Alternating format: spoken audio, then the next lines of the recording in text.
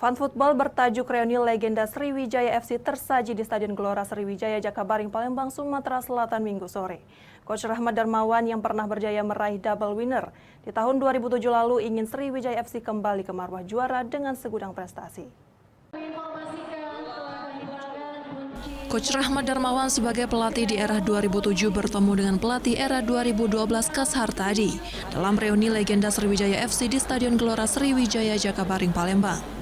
Nama-nama beken seperti Kit Kayambaga, Budi Sudarsono, Karis Yulianto, Tantan, Ferry Rutin Sulu, dan beberapa ex-timnas lainnya yang pernah merasakan juara bersama Sriwijaya FC. 4 gol tercipta dalam pertandingan ini. Tim mata dengan arsitek Rahmat Darmawan berhasil mencetak gol lewat Wijay dan Kayamba, sementara tim hati yang dilatih Kashar Tadi dicetak Tantan dan Budi Sudarsono.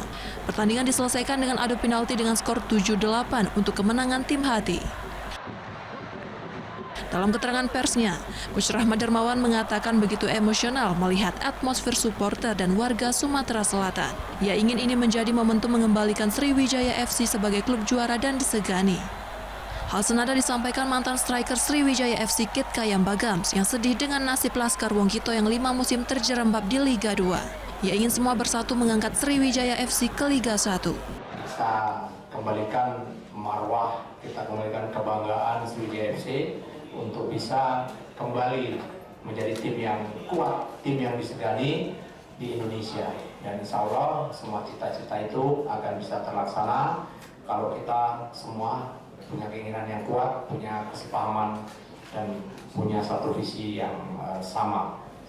Karena Sriwijaya FC, saya dapat sejarah itu di Liga Indonesia. Iya, saya senang. Tapi sekarang itu saya bilang kita harus dukung Sriwijaya. Kalau di bawah, di atas juga. Bukan hanya di atas. Itu sekarang kita Sriwijaya mau dukungan penuh dari masyarakat. Ya, jangan fight itu. Semua harus cari kompak untuk Sriwijaya bangkit lagi.